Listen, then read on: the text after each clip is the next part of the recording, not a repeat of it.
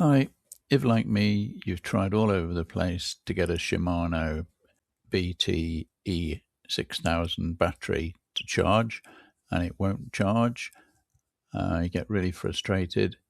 Anyway, they're over 300 quid, so I thought I'd see if I could repair mine. And I hope you find the slides that follow helpful. It worked for me, and the battery is up and running again at very, very little cost. So see how it goes.